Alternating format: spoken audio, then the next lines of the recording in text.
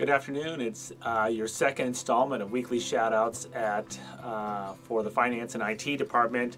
I'm doing it a little bit earlier this week because the next couple days I'll be off-site for a couple days of interviews trying to identify the next police chief for the city. So really exciting process for us, and very excited to be a member of the team, and looking forward to meeting some new people and see what ideas that they have to be a part of the city team. So just before speaking of the city team, talking a little bit about what happened this week at the City Council. A couple things happened. Our very own Molly Cano presented the great news concerning tourism in the city, and we've seen some really healthy gains in terms of people coming to the city and staying here for more nights and staying for an increase in the average daily rate. And what does this mean for the city? It really means that it's more revenue. We saw nearly an 8% increase in revenue, and that's really good for us and certainly good for the city coffers. And it has a lot to do with the hard work that Molly did. And so, Molly's going to be with us for the next couple weeks as we sort out the office improvements. So do go by and say hi to her, and for all the work that she's done. We also saw the presentation of the Fire Master Plan by Citygate and our very own Chief Olson. They presented, I think, some really difficult and tough policy issues for the city as we start to grow to the south. How do we grow? How do we fund a fire station? How do we build a fire station?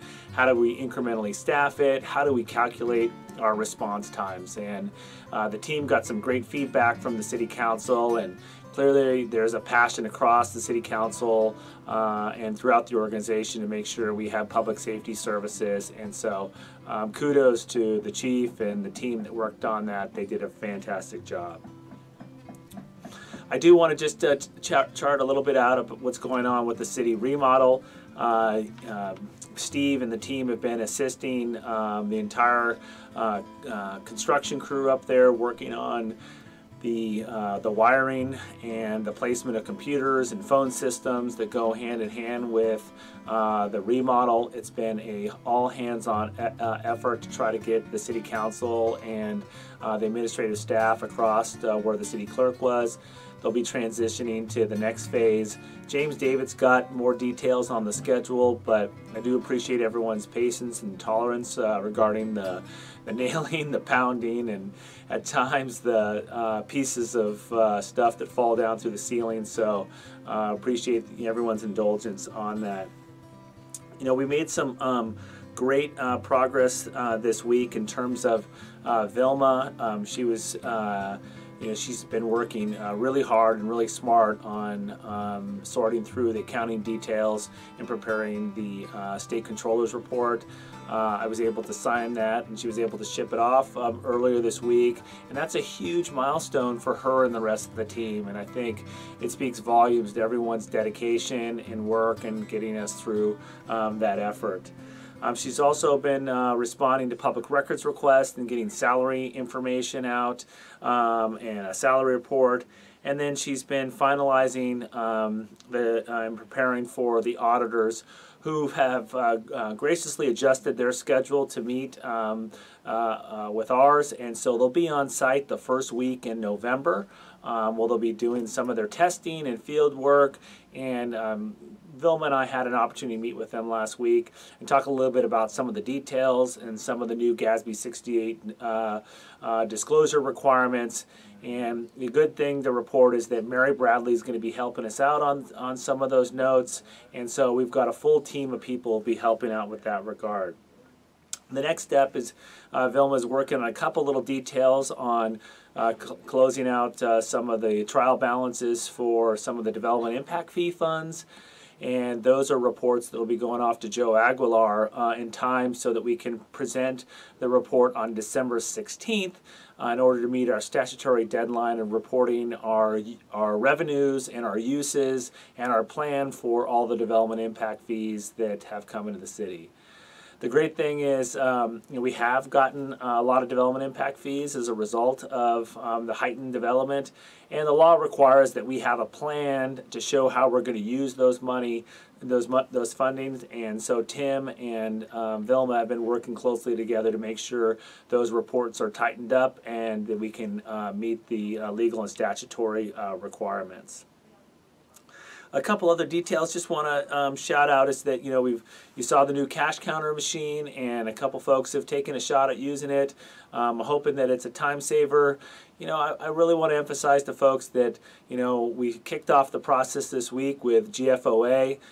They were very impressed with the quality of folks, the level of dedication that they heard from people, the passion in which they care about their job, and the willingness that people, I think, are in terms of change that people are ready to embrace to make sure that we're providing the best services we can to the community. One of the messages I want to just reinforce to folks is that ultimately GFOA in our follow-up conversations has really wanted me to point out that our journey and our approach to process improvement is going to be one by which we're going to make incremental small steps and get some traction with improvements. And when combined, all of those little small steps will ultimately transform the way about how we serve our community and serve the other service departments. Speaking of service, a few shout-outs this week to the IT team. They are reconfiguring and recarpeting the network administrator's office to make new space for the control systems and technicians. They're really excited about getting new carpet. I don't think they've had carpet for nearly 25 years. Steve and the rapid response team had to get out earlier this week because we had some problems with AT&T in which we were seeing some calls being dropped from 911. Fortunately, we had a backup system and we got a good rapid response to get that repaired. And then they've rolled out some new copiers at the wharf and the wastewater treatment plant and at Whale Rock. And those are remote sites, and so huge kudos to the team because I know how much those new copiers can do in terms of increasing efficiency and effectiveness. Dawn is continuing her role as an expert in things related to emergency preparedness, and she attended the EOC train derailment training, and that happened over at the prison, and it was a pretty interesting opportunity for her. I saw some photos online about the experience, and it looked like something that will be of value for the city into the future. And then lastly, David is working with Bob Lee on a project to take aerial photos of Laguna Lake while it's still dry. And this is just, I think, points out an area where, really how important and central the GIS and IT and finance team are to the rest of the organization. We have really pockets of expertise where we can help out, in this instance on other important objective related to Laguna Lake. The council is committed on making sure that we've got a strategy and approach to address the sedimentation.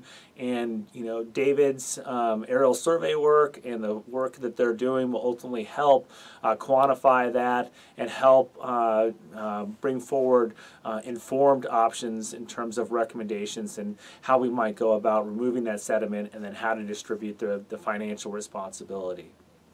Another great week. Happy to be here. Hope you'll stop by.